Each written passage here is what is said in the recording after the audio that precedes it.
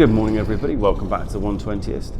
I'm still in Alaska and today I'm going to be heading out into downtown Anchorage to see if I can find maybe some slightly more kind of commercial or industrial looking scenes to take some photos with the GW690 III. If you didn't see the last installment of this video, I finished up in the mountains of Alaska, having taken some beautiful, pretty pictures that I was very happy with. I hadn't fallen in love with this camera yet. So it's time to give it another shot. It's time to give it another chance to win me over. So let's get out, let's take some photos. I'll see you out there. So here we are, still in Anchorage and walking around downtown. Well, I was walking around downtown.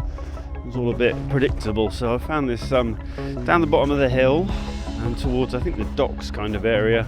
So I've got a roll of black and white Delta 100 loaded. I'm going to wander around and see what I see. Alaska, or rather Anchorage, is starting to melt.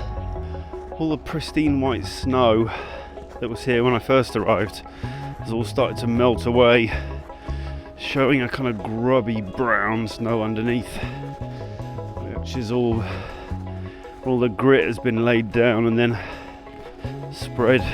Still plenty of snow though. Still pretty deep. This is quite cool. I think a nice black and white of this would be lovely. Let's do that. Locked. Unlock it. Here we go.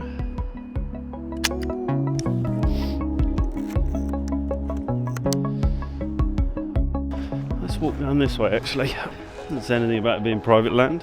I think a lot of Alaskans consider this sort of its least finest hour, if I can call it that. So it's in between the pristine white snow of winter and the beautiful greens and blues of summer. I quite like it. I think it gives it a bit of an edge from a photography point of view. It's great. This bridge is pretty awesome. I was about to say it will look great in black and white because there's lots of contrast and whatnot and some lovely angles. But there's no colour in it anyway. If I was taking a colour picture, we're getting pretty much black and white anyway. 3, 2, 1.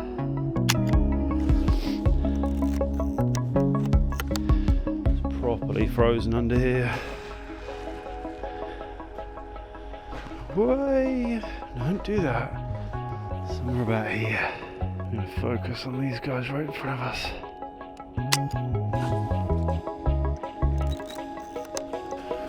Let's open up a little bit for this.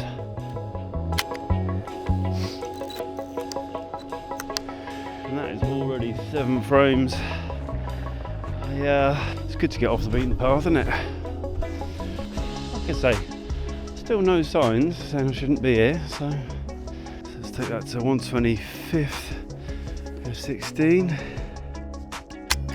Okay, we'll have one in that direction as well. I think we'll go this way for this one.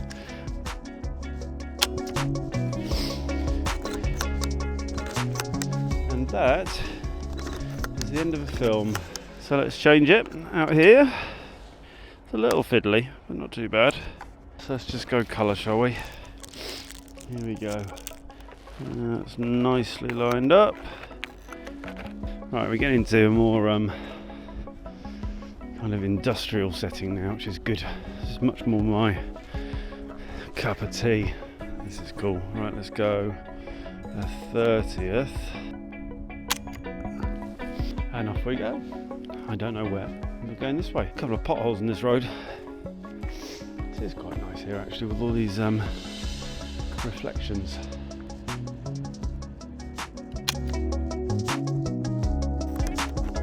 I think from a photography point of view, this is definitely better. This kind of grubbier. Apart from anything else, it's just not quite so bright. The problem I had the other week when I was out photographing was that everything was just white.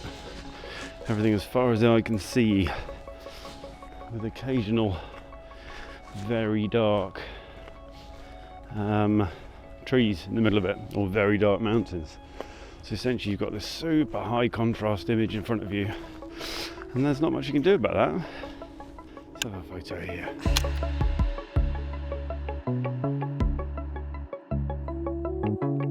Funny, isn't it, how you have days. I definitely have days when I see the world in colour or see the world in black and white. And today I'm having a black and white day, but I haven't brought any black and white with me. So that's annoying, isn't it? 3, 2, 1. There's an awesome little caravan here. You see a Thai food place. It's the only colour for miles around, so it's crying out for a photo whilst I've got the Hector loaded. There we go.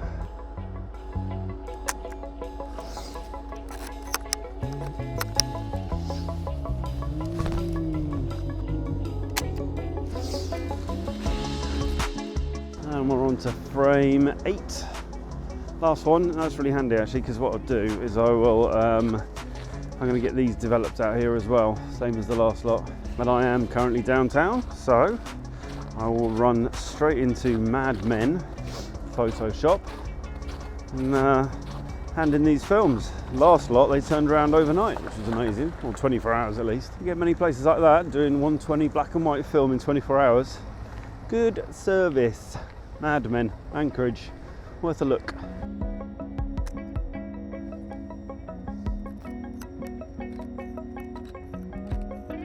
And that is the end of my film. Tell you what, if I was into trains, that would be very exciting, wouldn't it? There it is. Not really into trains. I don't get trains. I don't understand the purpose of them, but I don't understand why people get so excited about it. So there we go. That is my test of the Fuji GW690 complete.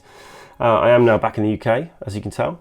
But I did finish that shoot in Alaska, got the films developed in Alaska and scanned, and actually, because I ran out of time, had to leave the negatives over there, so they would be binned, but that's all right. The observant amongst you will also spot that something else is wrong with this scene. Not only am I not in Alaska, I also do not have the GW690.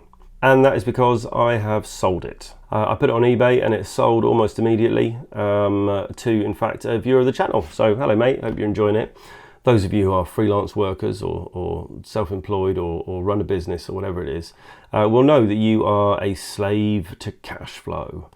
And whilst I did just have a wonderfully lucrative job out in Alaska, I won't see any money from that for another month or two. And the rent needs to be paid and my children need to be fed. And this is always my problem with big expensive cameras, is that the value's still there. They are a luxury, and you know, £700-800 is a lot of cash that you could realise quickly should you need it. So anyway, so I begrudgingly sold the Fuji. I actually, by the end of my time in Alaska, really thought that that was a cracking camera. I mean, I really did, and I was genuinely sorry to see it go. I wasn't sorry to see the C330 go. Back when I did that one, the C330 was a good quality camera, but you know, it didn't hurt when I sold it. This one hurt, and I was sad to see it go. And that tells you pretty much everything you need to know about my thoughts on the camera. I think I could have, you know, developed a really close bond with that camera and taken it everywhere with me, which is what I'm looking for in a camera. So lots to like about it. All the obvious stuff: great lens, reliable, shoots wonderful 6x9 negatives, lots of detail, great contrast. The images from it look fantastic. Had I been in a different financial position, that would have stayed. But needs must, and it's gone. So let's move on. The next video that you're going to see on this channel is another one that I shot in Alaska, but this time with a camera that I bought in Alaska. It's actually this camera here. This is the one we're going to be talking about, and we're going to be doing a little fix on it and a bit of a repair, and then getting out and shooting it. If you are keen-eyed, you may recognize that as a speed graphic, and you would be right, but not your standard 4x5 speed graphic, and we're not going to be shooting 4x5 in it. We are going to be shooting 120. More about that story in the next video. So do hit that subscribe button so you get a notification when that pops up so you don't miss it. And then after that, it's going to be loads more stuff. Now I'm back in the UK, I've got loads of stuff I want to be getting on with. In fact, there is another speed graphic up here, there is a 4x5, and we will be shooting some 4x5 in that. And in fact, I am currently having some lens boards made by the wonderful Simon Forster over at Forster Photographic, he of the orange lens caps. I'll pop a link down below. Go and check out his website. He does lots of wonderful 3D printed things to do with photography. So you never know when that could be useful. That's what's coming up though. Loads of stuff in our future. See you next time. Bye.